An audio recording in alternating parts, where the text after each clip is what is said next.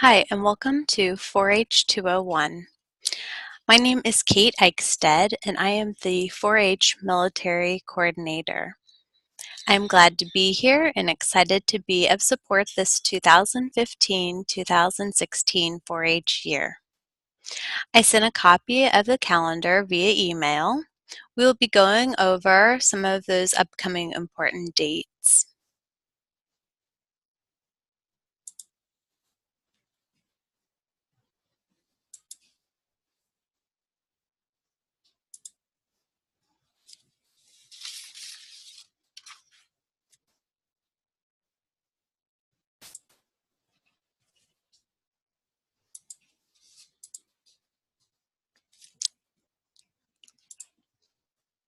Today's agenda is going over the 2015-2016 calendar, discussing the focus areas for the club, going over some 4-H resources, program planning, and the point of contact.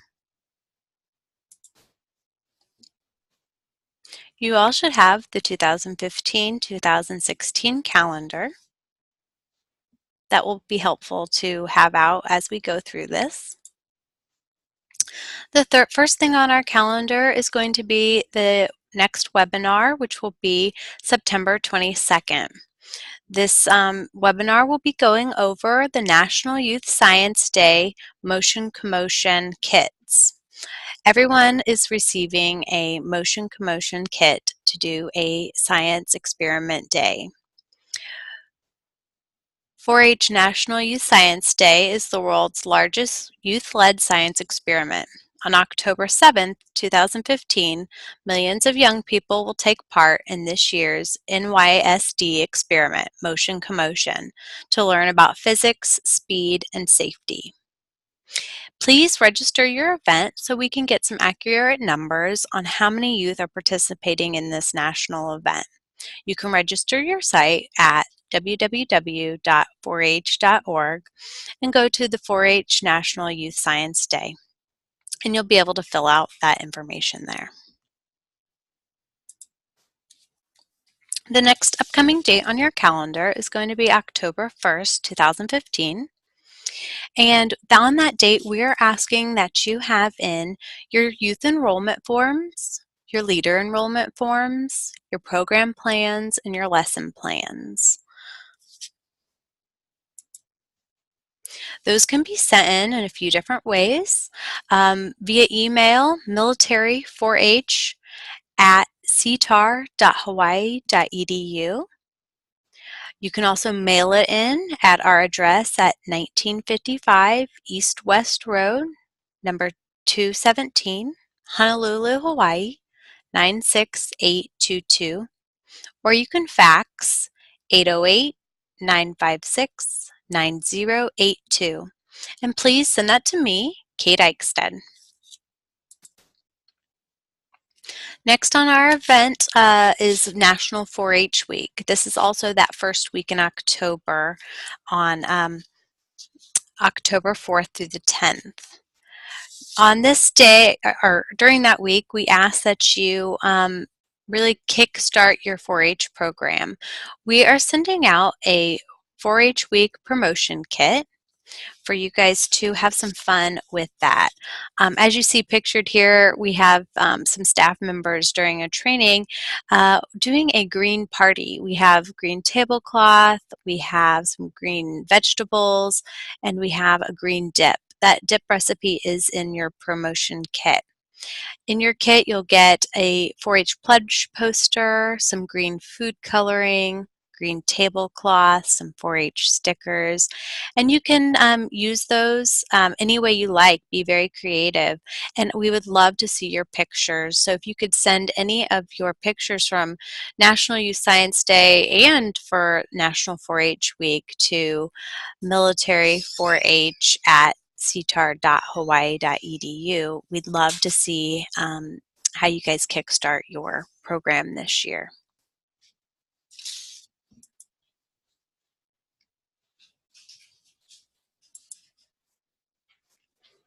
And next on the calendar, we're going to talk about conference calls.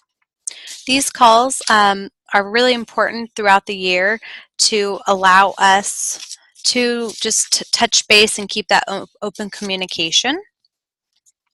So the next date is October 14th for the Army calls, and you can see the different times there.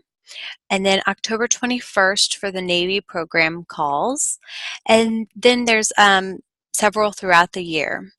Please note that these times are not the only times that you can contact me. Please feel free to email or call if you do need anything or any support from me.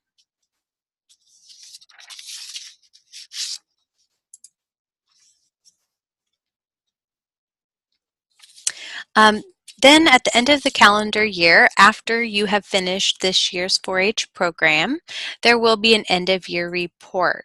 This report wraps up your 4-H year. This is due when your club is finished.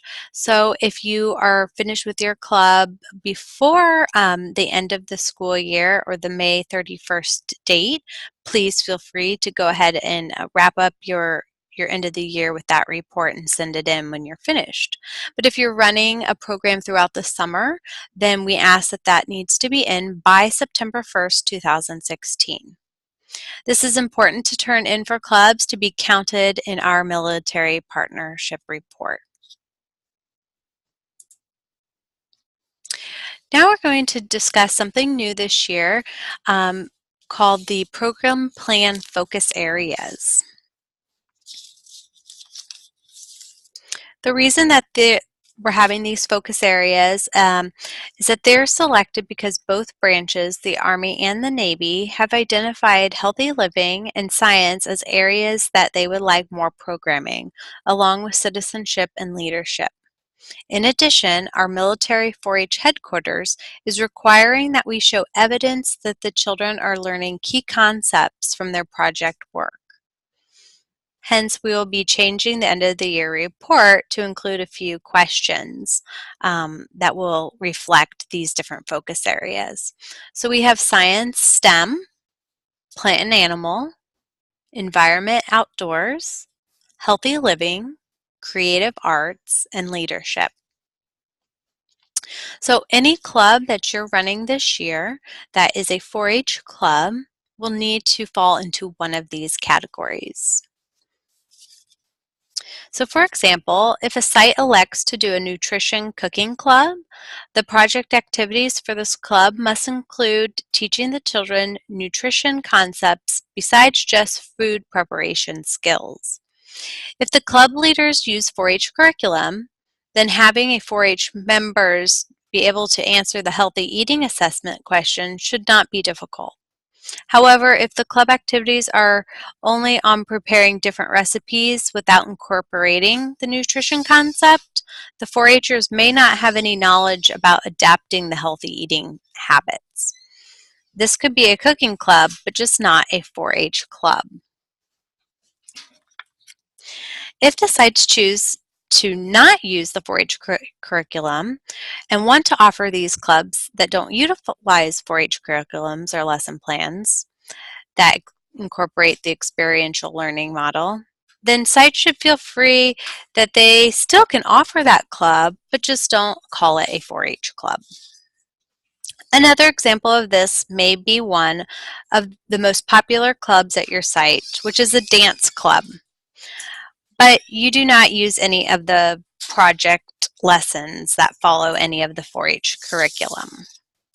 Or you include 4-H club business meetings. So a dance club could be offered, but it would need to have business meetings, and it would also need to follow the experiential learning model. All 4-H clubs should incorporate project work in one of these 6 areas. So we'll go a little further into each focus area.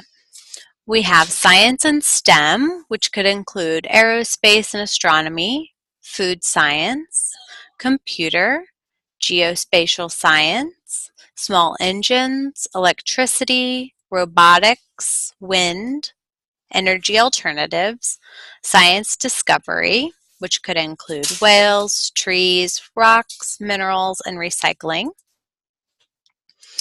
Plant and animals, this could be agriculture, animal science, ag science, amphibians, butterflies, entomology, gardening, fishing, veterinarian science. Environment and outdoors, this could be a hiking, backpacking, camping, backyard and beyond, bicycle, ATV safety, exploring your environment, forestry, and water conservation. Healthy living, which could include 4-H Cooking 101, food, culture, and reading, food science, foods, first aid, microwave magic, steps to a healthy teen, and health rocks. Creative arts, which might include filmmaking, cultural arts, photography, theater arts, or visual arts. And then leadership, which can include careers, citizenship, entrepreneurship, service learning, workforce readiness, leadership, and financial literacy. Now we'll discuss some of the 4-H resources. Your site is receiving a 4-H Cooking 101. This is new this year. Also, when you're doing your lesson planning and program planning for the year, it's always great to review what your site has. Take a look at the curriculums that you already have and possibly some of the old lesson plans that you've used in the past. Also, check out 4-H Mall, where you can purchase curriculums there.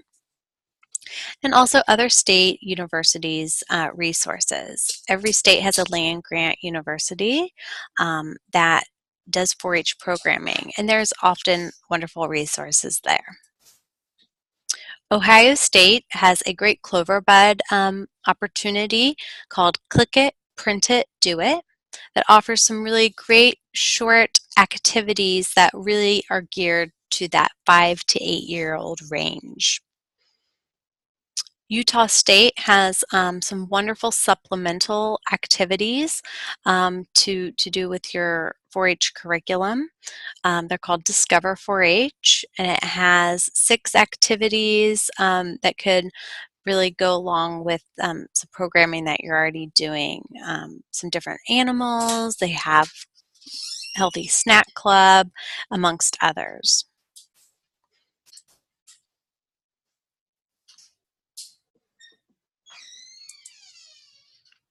So now we'll talk about the club forms. Where to get the forms.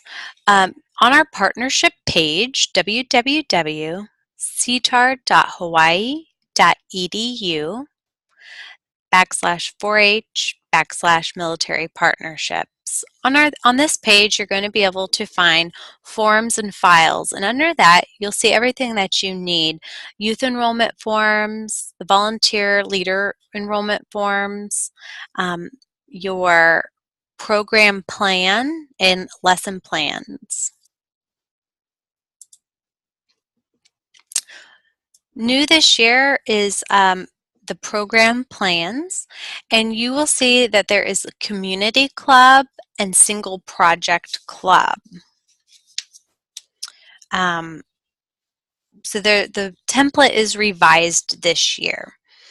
There is one template for the community club and another for the single project club. The community club form has pages to include plans for more than one project, whereas the single project program plan only has pages for one project. If you are a site with only a small number of youth and 1 to 2 staff members, you might consider running a community club with multiple projects to cut down on the number of business meetings you need to have, especially if they will involve the same officers for the different clubs. Please also remember that Navy sites are required to have a community club instead of a single project clubs. So these sites should write up their plans as such so that during inspection you will have the documents to support your efforts.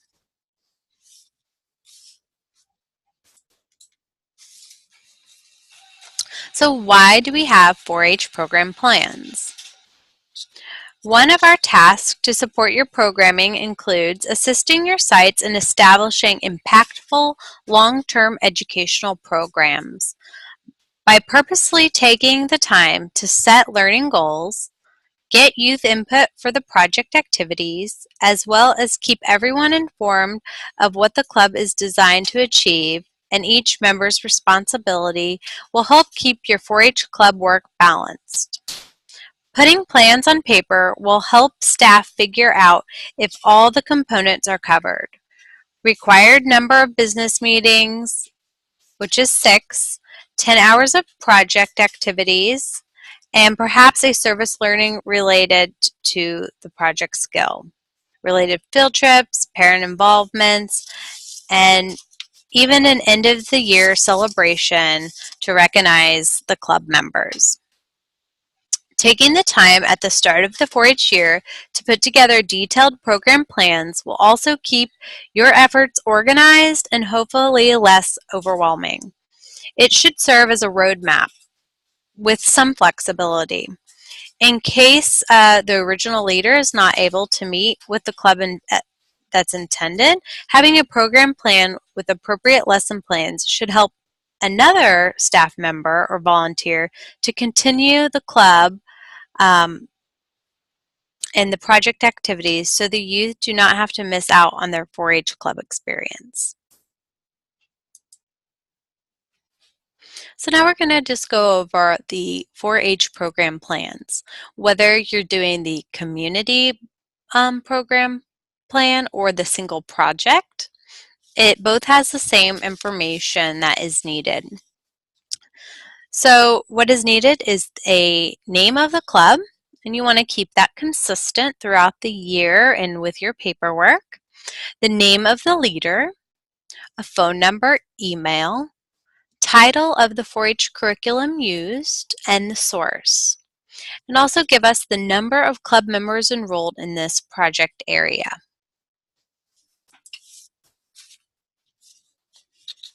Next on your program plan is going to be your club goals.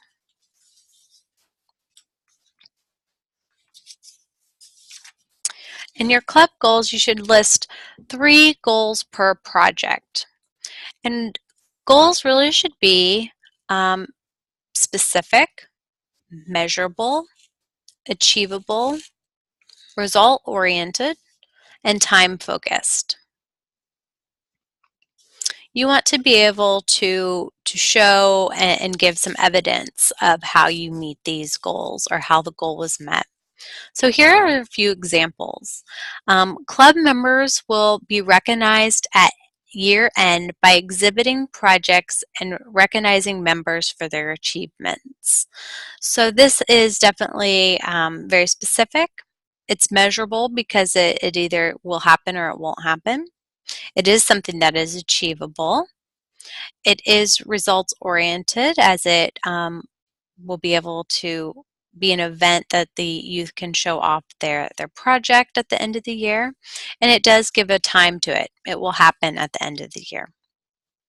Another example is each member will have a leadership role in the club at least once during the year.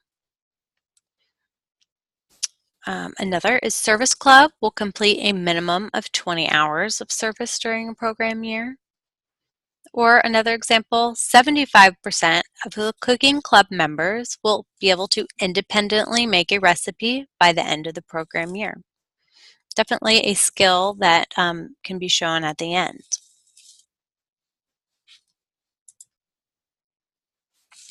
Then the next thing on the program plan is where you're going to give that outline for the program. Program plans are basically your outline for the year and a synopsis for the lesson plan. So see here you have a date and location, and underneath it there's an example, gym, outside, kitchen, field trip. Just really getting a layout for the logistics. The next is meeting specifics. So example here, it's meeting one. They're going to do an introduction. Example, food safety and generosity. How will you document this experience? So writing in a record book, they'll take photos. So kind of just getting that outline going there. And then next is the learning experience, the activity. What will you be doing at this meeting? So for example, here we're going to have our 4-H business meeting. Then we're going to introduce the new project. Next is a lesson, see attached lesson plan. And number 4 is a closing game, design a clover. And then over to the side, you can go ahead and write out your supplies or resource needed. This way you're getting all your supplies ready for the year and you'll know what you need and be able to budget that into your year. So then after you do your program plan, you have a great outline for then your lesson plan. The lesson plan really goes into much more detail. You can use the lesson plans that you're required to have at your site. The format is not as important as the content. So on our website, we do have a lesson plan that you may use if you like, but it really should include the following things. So lesson plans using the experiential learning model. You can use your site's forms, but you could also use ours. So here's some information that we will need. So we need the title of the activity, the life skills targeted, the project skill, learning objectives, the success indicator, time needed for the activity, materials needed, the directions, safety considerations, your share questions, your process questions, your generalized questions, your apply questions, and recognition.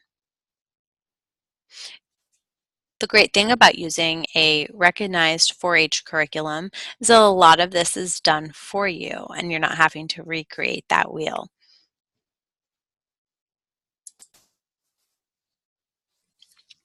And then the final thing here for today is the point of contact. We realize that positions do change throughout the year and from year to year. So please contact me and let me know the site name and who the point of contact, who will be your 4-H site representative this year.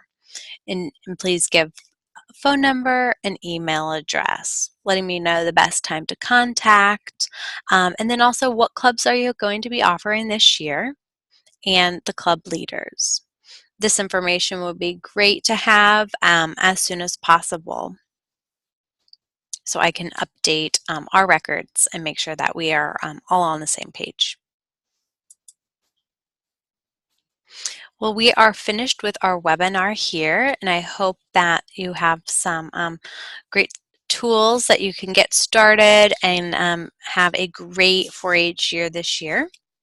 Please feel free to contact me with any questions, any clarification that you might need, and I am happy to help.